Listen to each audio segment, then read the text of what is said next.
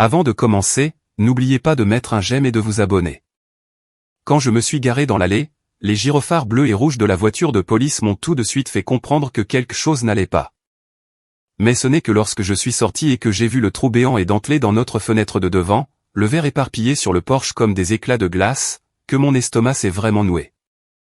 J'ai à peine eu le temps de réaliser l'ampleur du désordre avant que Marissa ne sorte en trombe de la maison. Voilà, Jackson. Tu as refusé d'installer des barreaux comme je te l'avais demandé. Et maintenant, regarde, quelqu'un est entré par effraction. Elle a montré le verre brisé comme si c'était de ma faute si le criminel avait choisi notre maison. L'agent qui se tenait à côté d'elle, un jeune homme rasé de près, avec cette immobilité gênée qui criait « Je préférerais être n'importe où sauf ici », s'est raclé la gorge. Nous avons répondu à un appel au 911 il y a environ 20 minutes, monsieur. Il n'y avait personne à l'intérieur. On dirait qu'ils sont sortis par la même fenêtre qu'ils ont cassée.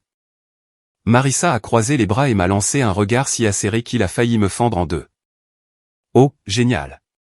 Dites-lui, monsieur l'agent. Ça fait des semaines que je le supplie d'améliorer la sécurité. Mais non, monsieur, je ne peux pas le réparer, je voulais juste coller un autocollant qui dit que nous avons une alarme. J'ai gardé la voix basse, essayant de ne pas m'embarrasser davantage. Marissa, ce n'est pas le moment. Non, c'est justement le moment. Je t'avais dit que ça arriverait. Je le savais. Et maintenant, je travaille 12 heures par jour, Marissa. Je fais ce que je peux, ai-je dit, ma voix se tendant. Elle a répliqué sans sourciller. 12 heures à faire quoi, Jackson? Assis dans un camion de CVC avec ta radio allumée pendant que ta femme est vulnérable à la maison. Celle-là a fait mal. Je me suis tourné vers l'agent dont les yeux avaient opportunément trouvé l'horizon. J'ai soupiré. Pouvons-nous finir le rapport, s'il vous plaît? Nous sommes restés silencieux un instant de trop. Finalement, l'agent a marmonné, je vais juste chercher le numéro d'incident dans ma voiture. Alors qu'il s'éloignait, Marissa a croisé les bras, le visage toujours enflammé. Tu ne m'écoutes jamais, et tu ne me soutiens jamais, a-t-elle dit d'un ton plat. Elle a ricané. Je n'ai pas l'énergie de continuer à faire semblant que nous sommes dans la même équipe, Jackson. Pas quand je suis la seule à voir ce qui nous attend. Tu penses que je m'en fiche? Tu penses que ce travail est une sorte d'excuse? Je me suis approché, baissant la voix. Je suis dehors tous les jours pour m'assurer que les lumières restent allumées dans cette maison. Et oui, j'ai oublié ces maudits barreaux, mais ne fais pas comme si tout ça n'était qu'une histoire de cambriolage. Elle n'a rien dit. Elle m'a juste regardé avec cette déception froide et silencieuse que je commençais à trop bien connaître.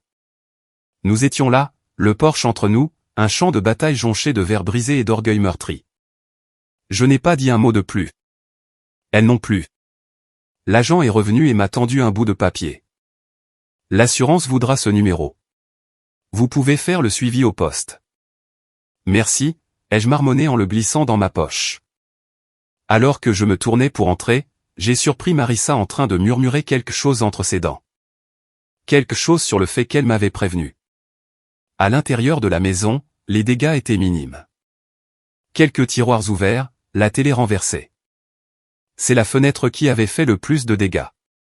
Pas à la maison, mais à la fragile parcelle de nous qui existait encore.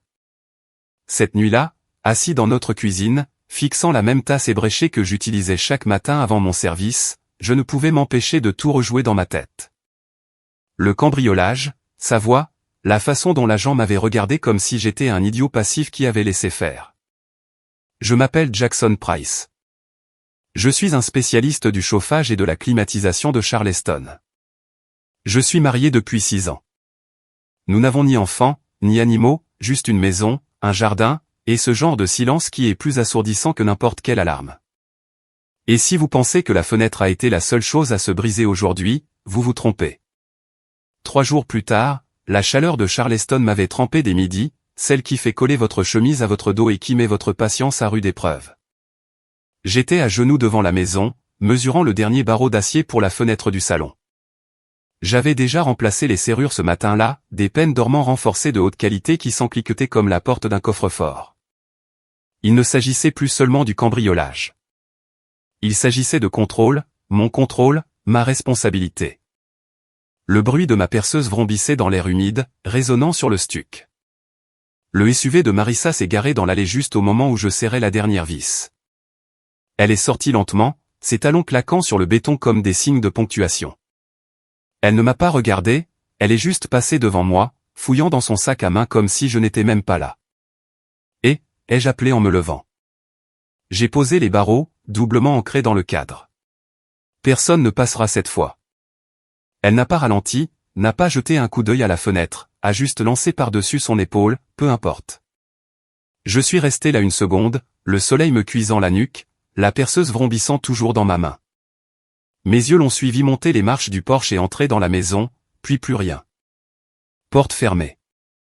Silence. Ce mot m'est resté en tête, peu importe. Même pas un merci. Même pas une fausse inquiétude. Juste un détachement glacial. À l'intérieur de la maison, la climatisation bourdonnait faiblement, mais le froid n'avait rien à voir avec la température. Elle était sur le canapé, faisant défiler son téléphone, les jambes croisées, les lunettes de soleil toujours sur le nez. Je me suis appuyé contre le cadre de la porte, les bras croisés. Ça va? Elle n'a pas levé les yeux. Pourquoi ça n'irait pas? Je veux dire, après le cambriolage, je voulais juste prendre de tes nouvelles. Finalement, elle a posé son téléphone. J'allais bien dès que le flic est arrivé. J'ai fait un petit signe de tête, retenant l'envie d'en dire plus. De demander pourquoi j'avais l'impression d'être le seul à m'inquiéter, le seul à ne plus dormir. Je suis allé dans la cuisine, j'ai pris un verre d'eau et j'ai regardé la condensation glisser sur les parois comme si elle essayait de s'échapper, elle aussi. Quand je suis repassé devant elle, elle n'a même pas scié. Elle a continué à faire défiler, le pouce stable, le visage impassible. Plus tard ce soir-là, j'étais assis seul à la table du dîner, mon assiette intacte. Marissa a mangé dans le salon. Repas séparé, écran séparé, même silence. Tu es sûr que ça va, ai-je demandé à nouveau. Elle m'a regardé depuis le canapé, la voix sèche. Tu l'as déjà demandé. Et tu n'as jamais répondu. Elle a soupiré et a repris son téléphone. J'ai dit que j'allais bien, Jackson. Arrête de me tourner autour. Ce fut la dernière chose que l'un de nous ait dite cette nuit-là. J'ai lavé mon assiette. Elle n'a pas apporté la sienne. J'ai éteint les lumières. Elle est restée debout à fixer un écran qui avait cessé de s'allumer 20 minutes auparavant. Nous avions traversé des moments difficiles avant. Des mois serrés, de longues gardes pendant les vacances. Mais ça, c'était différent. Ce n'était pas de la pression.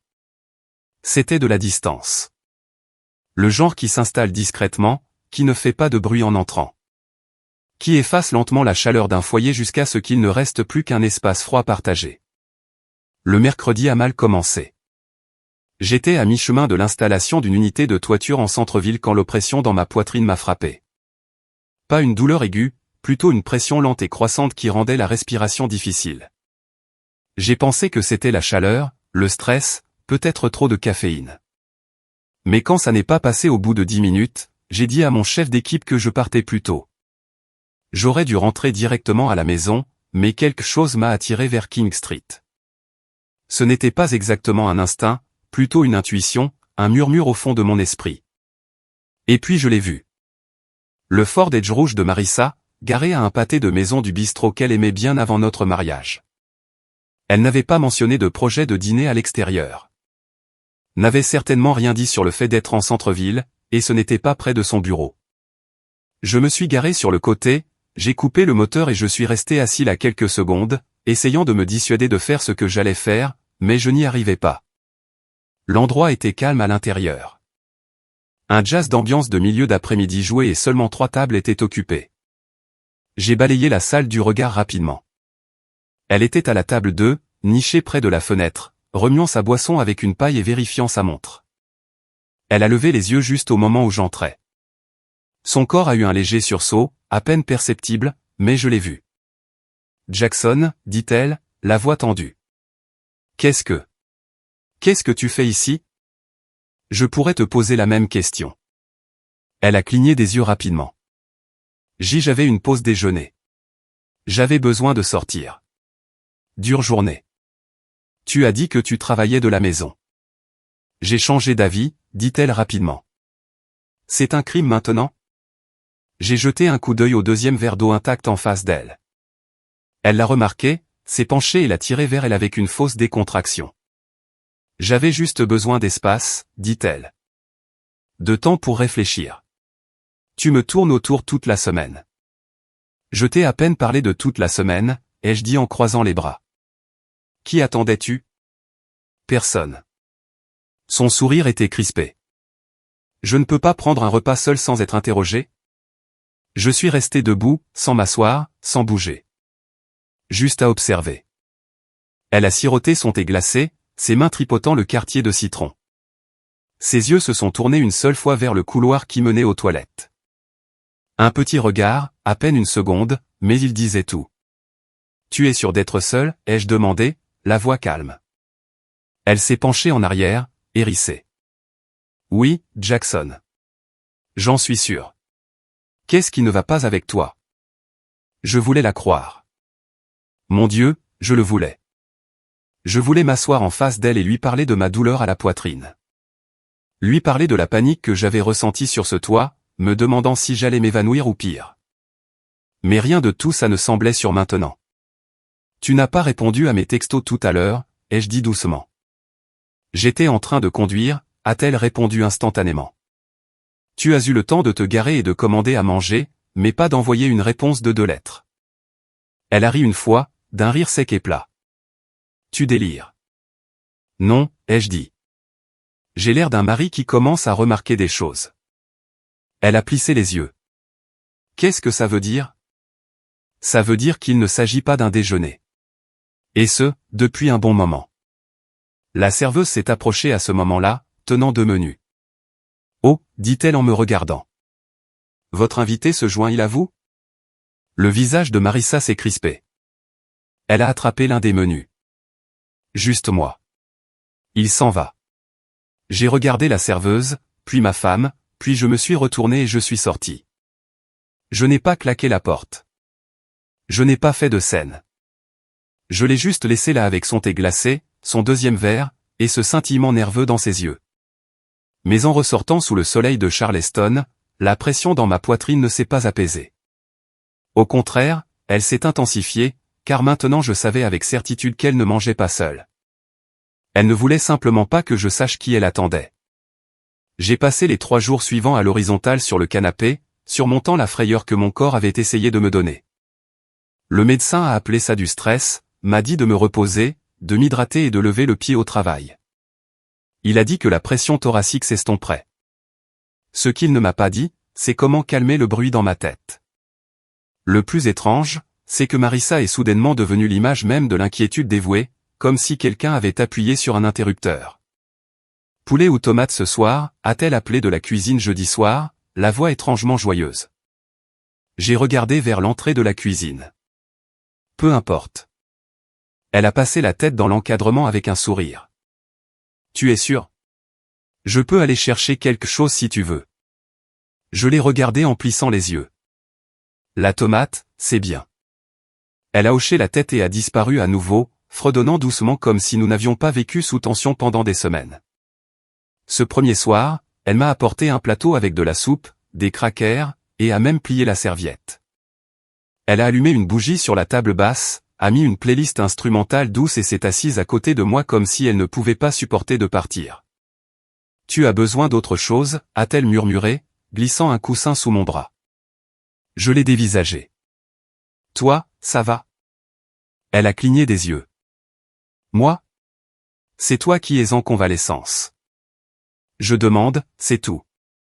Elle a souri à nouveau, un petit sourire doux. Je suis là pour toi, Jackson. Mais ses yeux ne correspondaient pas tout à fait au ton. Ils étaient trop immobiles, comme s'ils essayaient de refléter l'inquiétude plutôt que de l'exprimer. J'ai hoché la tête et j'ai bu une gorgée de soupe. Elle était chaude, parfaitement assaisonnée, mais elle avait un goût étrange. Le lendemain matin, elle m'a aidé à border une couverture sur mes jambes avant même que je ne le demande. Tu te reposes assez, a-t-elle murmuré, posant sa main sur mon front. Tu as l'air chaud. Je vais bien, ai-je dit en reculant un peu. Sérieusement. Elle s'est assise sur le bord du canapé et a pris la télécommande. Regardons quelque chose de calme. Tu n'as pas besoin de plus de stress. Elle a choisi une vieille série comique que nous n'avions pas regardée depuis notre première année de mariage, à l'époque où nous rions encore devant du popcorn brûlé et partagions des blagues d'initiés. Maintenant, elle riait trop fort aux scènes. Trop vite, comme si elle jouait la comédie du rire au lieu de le ressentir. « Tu te souviens de cet épisode ?» a-t-elle demandé. J'ai hoché la tête lentement. Oui, celui de l'explosion de peinture. Elle m'a donné un petit coup de coude. Tu avais tellement ri à l'époque. J'ai cru que tu allais te claquer un muscle. C'était une autre époque, ai-je dit doucement. Elle m'a regardé un instant, puis a reporté son attention sur l'écran, sa mâchoire se crispant une seconde avant de se détendre à nouveau.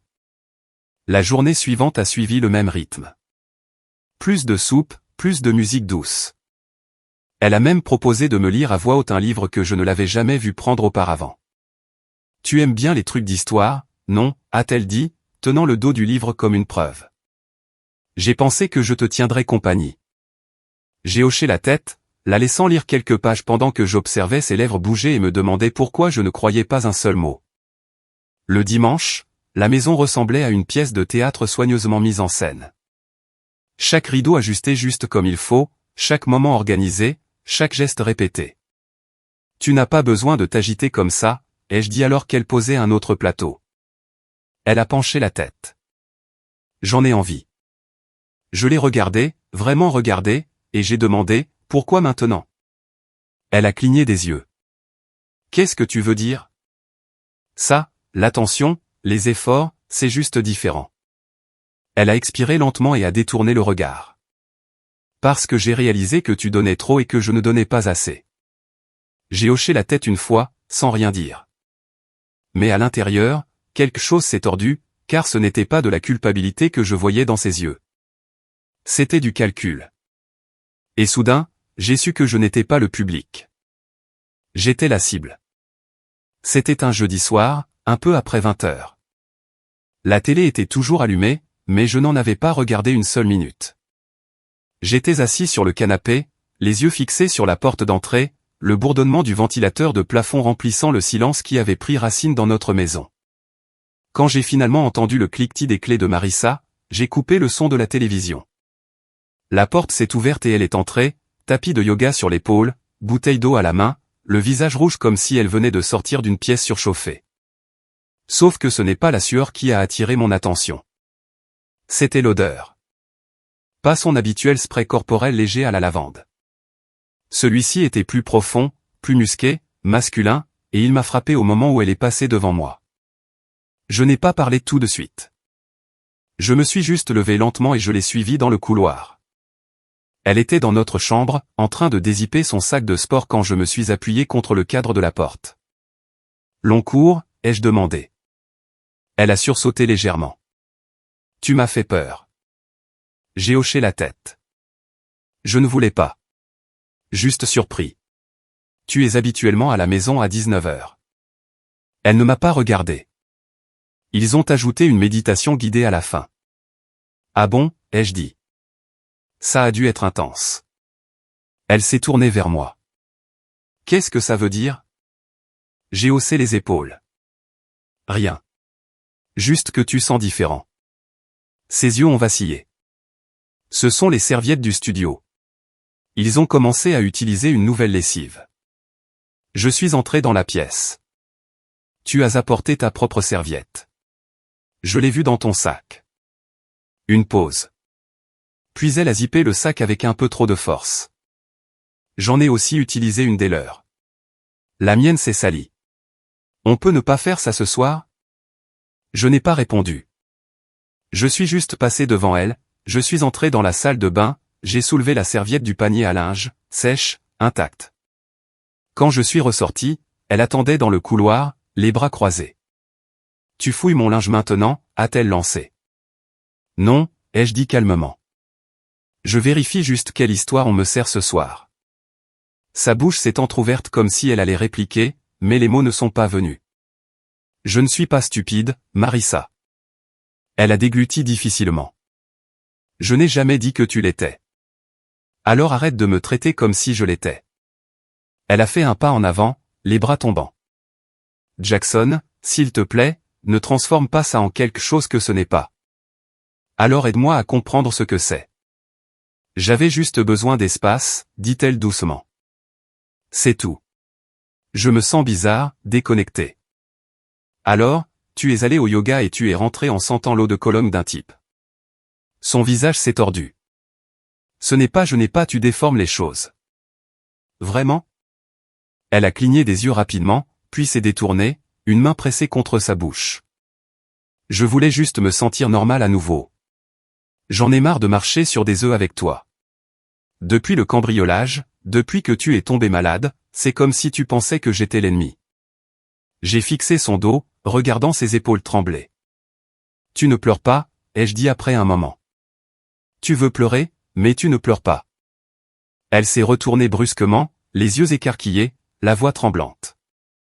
Qu'est-ce qui ne va pas avec toi? Ce qui ne va pas, ai-je dit lentement, c'est que je peux sentir son odeur sur toi et tu t'attends à ce que je crois que tu méditais. Ce n'est pas juste, a-t-elle murmuré. Je n'essaie plus d'être juste, ai-je répondu. J'essaie d'être honnête. Et je pense non, je sais que tu ne me dis pas toute la vérité. Sa lèvre a tremblé. Tu es paranoïaque. Peut-être, mais la paranoïa n'est que la lucidité au ralenti. Elle a secoué la tête, des larmes se formant enfin, mais elle semblait forcée, comme si elle les poursuivait au lieu de les ressentir. Je t'aime, dit-elle. J'ai hoché la tête une fois. C'est un mot dangereux quand il est utilisé pour dissimuler un mensonge. Elle a fait un pas chancelant en avant. Jackson, s'il te plaît. Je n'ai pas bougé. Ne supplie pas. Sauf si c'est pour obtenir le pardon. Elle s'est figée. Les larmes se sont arrêtées. Et à ce moment-là, j'ai su que je n'étais plus confus. J'étais certain. Lundi après-midi, je me suis garé dans l'allée 2 heures plus tôt que d'habitude. Mon dernier rendez-vous de la journée avait été annulé. Normalement, j'aurais profité de ce temps pour prendre un café, peut-être m'asseoir près du marais et me vider la tête. Mais quelque chose, appelez ça l'instinct, appelez ça l'épreuve qui s'accumulait au fond de mes tripes, m'a guidé directement à la maison. J'ai monté les marches du Porsche, un sac de course dans une main, les clés dans l'autre. J'ai inséré la clé dans le pêne dormant comme toujours. Elle n'a pas tourné. J'ai réessayé, plus lentement cette fois. Toujours coincé. J'ai froncé les sourcils, j'ai reculé et j'ai vérifié le numéro de la maison comme un idiot. Ma maison, ma clé, ma porte. Mais le verrou avait été tourné de l'intérieur. J'ai frappé, fermement, régulièrement. Marissa, ai-je appelé. C'est moi. Rien. Puis le bruit précipité de pas. Un frottement. Un bruit sourd. Finalement, sa voix, aiguë, nerveuse, filtrée par le bois. Tu peux aller chercher du jus, a-t-elle crié. On n'en a plus. J'y pensais justement. Je suis resté là, juste à respirer. Marissa, ai-je dit, d'une voix calme et plate. Ouvre la porte. Tu peux juste aller chercher le jus d'abord, a-t-elle répété, un peu trop fort. Orange ou autre. Peu importe. Mes doigts se sont resserrés sur le sac de course. Ouvre la porte, ai-je répété, d'un ton glacial cette fois. Je sais qu'il est là-dedans avec toi. Silence. Pas un seul mot. Pas même un souffle. Juste l'immobilité. J'ai baissé les yeux sur le paillasson qu'elle avait acheté il y a 2 ans. Ceci est notre petit coin de paradis. Drôle comme je n'avais pas remarqué l'ironie jusqu'à présent. À l'intérieur, j'entendais quelque chose. Un faible grincement. Un frottement à peine audible. Comme quelqu'un qui essaie de ne pas bouger, de ne pas respirer. Je me suis approché de la porte, ma voix plus stable que jamais. Tu peux mentir encore si tu veux. Dire que tu es seul. Dire que ce n'est rien. Dire que tu prépares de la soupe ou que tu plies du linge ou que tu m'attends. Mais je ne te croirai pas. Jackson, a-t-elle finalement dit, d'une voix étouffée et paniquée. Ce n'est pas ce que tu crois. Non, ai-je demandé. Parce que je crois que tu es là-dedans avec quelqu'un que tu ne t'attendais pas à ce que je surprenne en rentrant. Une longue pause. Puis sa voix à nouveau, tremblante. Je n'avais pas prévu ça. Il est juste passé. Je ne voulais pas, tu ne voulais pas te faire prendre, ai-je interrompu. Elle s'est mise à pleurer, ou quelque chose qui y ressemblait. Je n'ai pas élevé la voix. Je n'ai pas frappé à nouveau à la porte. Je suis juste resté là, laissant le poids de son silence me dire tout ce que ces mots ne pouvaient pas. Tu sais, ai-je murmuré, presque pour moi-même. Le pire, ce n'est pas que tu fasses ça.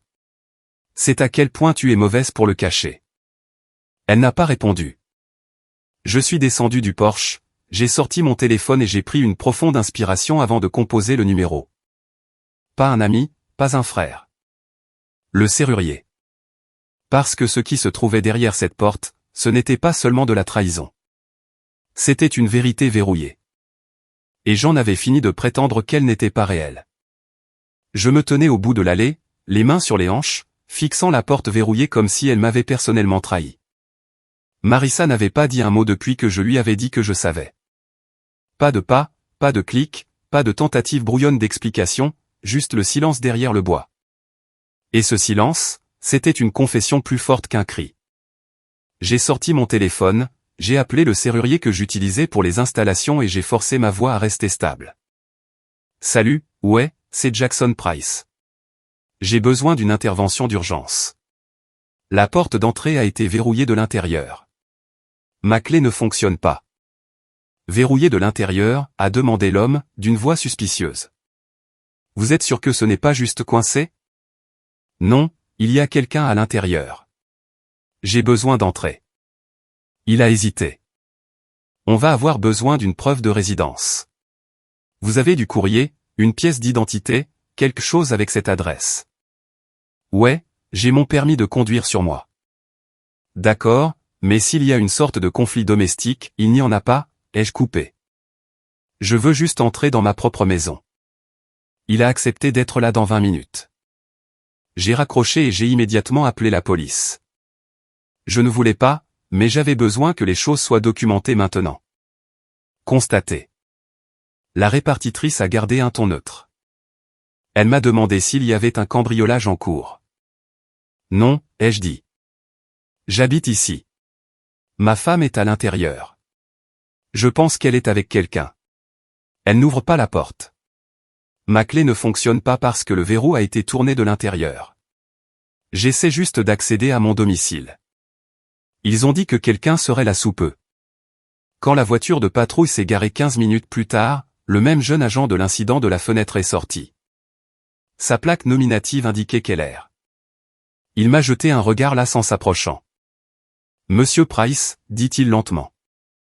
Je ne m'attendais pas à vous revoir si tôt. Ouais, ai-je marmonné. Moi non plus. J'ai expliqué la situation aussi calmement que possible, je lui ai montré ma pièce d'identité avec l'adresse et j'ai désigné la porte verrouillée. Keller s'est gratté la tête. Votre femme est à l'intérieur. Oui. Est-ce qu'elle va bien? On dirait qu'elle a de la compagnie. J'aimerais entrer dans ma propre maison. Il a hoché la tête. Je vais devoir frapper. Voir si elle répond. Il s'est avancé, a frappé fermement à la porte. Madame Price, c'est l'agent Keller. Votre mari est dehors avec une pièce d'identité et dit qu'il habite ici. Pouvez-vous ouvrir la porte? Madame? Rien. Il a frappé à nouveau, plus fort. Madame Price. Toujours rien. Il s'est tourné vers moi. Vous ne mentiez pas. Je ne pensais pas mentir, ai-je dit, la mâchoire serrée. À ce moment-là, la camionnette du serrurier est arrivée. Le type est sorti, boîte à outils à la main, regardant entre moi et l'agent comme s'il n'était pas sûr de devoir continuer. C'est vous qui avez appelé, a-t-il demandé. Ouais, ai-je dit en m'avançant vers lui. Jackson Price. Voici l'agent Keller. Il a vérifié l'identité. Keller a fait un petit signe de tête. Il habite ici. Aucun signe d'effraction. Il est dans son droit d'accéder à sa propriété. Le serrurier a hésité un instant de plus, puis a expiré et a monté les marches. D'accord, laissez-moi jeter un œil. Alors qu'il s'agenouillait près de la serrure, je me tenais près de la lumière du Porsche, les bras croisés, les pieds fermement plantés sur les planches. Ma poitrine était à nouveau oppressée, mais pas de douleur, de fureur. Pas le genre bruyant. Pas le genre qui explose et brise tout. C'était une rage silencieuse, lente, dense, contrôlée, du genre qui mijote. À l'intérieur, j'ai entendu un seul bruit sourd, puis des pas rapides et étouffés. Je n'ai pas bronché. Keller s'est agité à côté de moi, regardant la fenêtre. On dirait qu'ils essaient de mettre leur histoire au point, a-t-il murmuré. Je n'ai pas répondu parce que je me fichais de ce qu'ils allaient inventer. Il ne s'agissait plus de les prendre par surprise. Il s'agissait d'entrer dans les décombres les yeux grands ouverts. Le serrurier a cliqué son crochet contre le pêne dormant. Encore une minute, dit-il. J'y suis presque. J'ai fixé la porte comme si elle me devait quelque chose. Et à ce moment-là, sous cette lumière de Porsche, avec la loi à mes côtés et le poids de la trahison pressant mes côtes, je ne me sentais pas nerveux. Je me sentais prêt. La serrure a cédé avec un claquement sec. Le serrurier s'est reculé. C'est bon. Je n'ai pas attendu. J'ai poussé la porte et je suis entré directement dans ma maison comme si je ne l'avais jamais quittée. Comme si l'air à l'intérieur ne sentait pas déjà la honte et l'eau de Cologne éventée. Marissa, ai-je appelé. Pas de réponse. J'ai fait 3 pas à l'intérieur et la scène s'est déroulée en fragments silencieux et frénétiques. Une traînée de vêtements, une ceinture d'homme près du couloir, ses boucles d'oreilles sur la table basse, celles qu'elle ne portait que lorsqu'elle voulait se sentir remarquée, désirée. L'agent Keller m'a suivi, la main près de son étui, mais la posture toujours calme. Monsieur, ne faites pas de gestes brusques, j'ai levé la main. Je vais bien. Mais ce n'était pas le cas, loin de là. J'ai avancé dans le couloir vers la chambre. La porte était entr'ouverte. L'air était lourd. Et puis je l'ai vue. Marissa se tenait figée au pied du lit. Son peignoir serré autour d'elle. Ses cheveux étaient en désordre. Son visage encore plus. Jackson, dit-elle, la voix rauque. Garde ça pour toi, ai-je marmonné. J'ai ouvert la porte du placard. C'est là qu'il était. Recroquevillé maladroitement derrière les manteaux, à moitié habillé, la chemise à l'envers, une chaussette, l'autre manquante. Il a levé les yeux vers moi avec un regard sauvage et traqué. Ne, a-t-il commencé, mais j'ai tendu la main, j'ai attrapé son bras et je l'ai tiré dehors avec assez de force pour qu'il trébuche sur le tapis et heurte la commode. Et, a dit Keller en s'avançant. Ça suffit. Lâchez-le. J'ai reculé sans discuter. Mon pouls battait dans mes oreilles, mais je n'ai pas donné de coup de poing. L'autre homme, la trentaine, peut-être plus, cheveux noirs, mâchoire mal rasée, s'est précipité pour se lever. Les mains en l'air. Ce n'est pas ce que vous croyez, a-t-il lâché, comme si cette phrase avait déjà fonctionné pour quelqu'un. Alors mets ton pantalon, ai-je dit froidement. Marissa pleurait maintenant, des sanglots bruyants et désordonnés. Mais ils ne m'ont pas atteint comme avant. Je n'ai pas bronché. Je n'ai pas ressenti de pitié, juste du vide.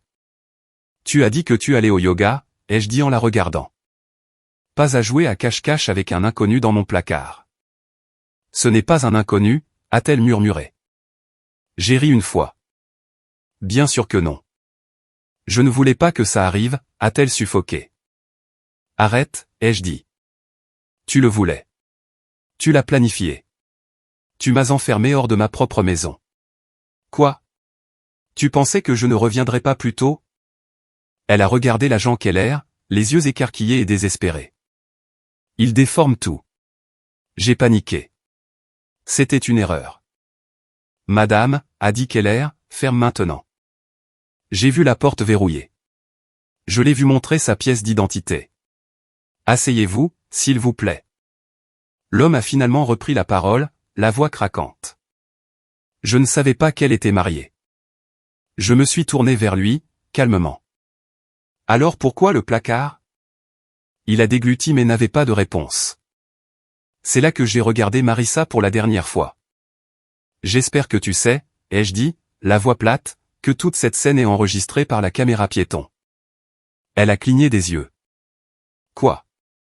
Les images de l'agent, ai-je dit. Depuis le moment où j'ai appelé. La porte frappait. Ton silence.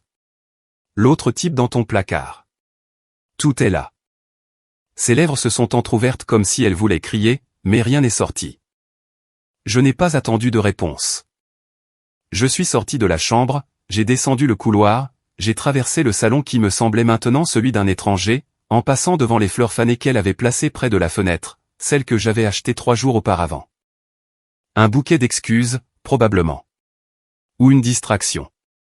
L'agent Keller m'a suivi sur le porche. « Ça va ?» a-t-il demandé doucement. « Ça ira » ai-je dit. Puis j'ai descendu les marches, les mains dans les poches, et je l'ai laissée derrière moi sans me retourner.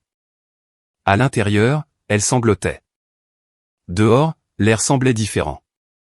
Plus froid, plus pur, définitif. Le tribunal était froid. Pas physiquement. C'était le début du printemps à Charleston, le genre de journée qui vous donne envie d'ouvrir une fenêtre et de respirer profondément. Mais à l'intérieur de cette chambre pâle et résonnante, tout semblait immobile, aseptisé, définitif. Marissa était assise à 2 tables de distance dans une robe bleu marine qui semblait n'avoir pas vu le soleil depuis des mois. Les cheveux tirés en arrière. Pas de larmes cette fois, juste ce regard vide, celui qu'elle arborait quand elle voulait avoir l'air d'une victime. Son avocat, un type BCBG de Mount Pleasant, a fait la plupart du discours. Il a brossé le portrait d'une épouse émotionnellement négligée, piégée dans un mariage froid avec un homme qui passait plus de temps avec ses outils qu'avec ses sentiments. Madame Price, a-t-il dit au juge, ne cherchait pas à nuire à son mari. Elle cherchait une connexion en l'absence de celle-ci. Ce qui s'est passé dans la maison ce jour-là était un symptôme, pas la maladie. Je suis resté silencieux. Mon avocate, une femme plus âgée nommée Tarrant avec les mains les plus stables que j'ai jamais vues, n'a pas précipité les choses. Quand ce fut notre tour, elle s'est simplement dirigée vers le juge et lui a remis une petite clé USB. Image de la caméra piéton, a-t-elle dit. Horodatée. Commence au moment où M. Price a demandé une vérification de bien-être sur sa propre propriété. Continue jusqu'à l'entrée forcée et se termine par une preuve claire d'adultère. Le juge, sévère, aux cheveux gris, impassible, a branché la clé et a lancé la vidéo. Nous sommes tous restés silencieux tandis que mon salon défilait sur l'écran. La porte d'entrée verrouillée. Ma voix, sa voix, puis le placard, son amant. Le juge a mis la vidéo sur pause sur son visage, les yeux écarquillés, la chemise à moitié boutonnée, pris dans le cadre comme un voleur sous un projecteur. La partie adverse conteste-t-elle l'un de ces éléments, a demandé le juge en regardant la table de Marissa. Son avocat s'est penché, lui chuchotant rapidement. La bouche de Marissa s'est crispée. Non, dit-elle finalement. Mais je veux que le tribunal comprenne qu'il ne s'agissait pas de désir. C'était à propos du vide. Le juge a haussé un sourcil. Le vide. Marissa a hoché la tête, les yeux brillants d'une douleur étudiée. Je me sentais seul. Jackson et moi n'avions pas connecté depuis des mois. Il me regardait à peine. Je me sentais invisible dans ma propre maison. Tarrant s'est levé à nouveau. Alors, au lieu de demander la séparation, vous avez enfermé votre mari hors de sa propre maison et caché un homme dans le placard. Ce n'était pas comme ça, a lancé Marissa, perdant pour la première fois son ton policé. Vous déformez les choses. Le juge s'est penché en avant.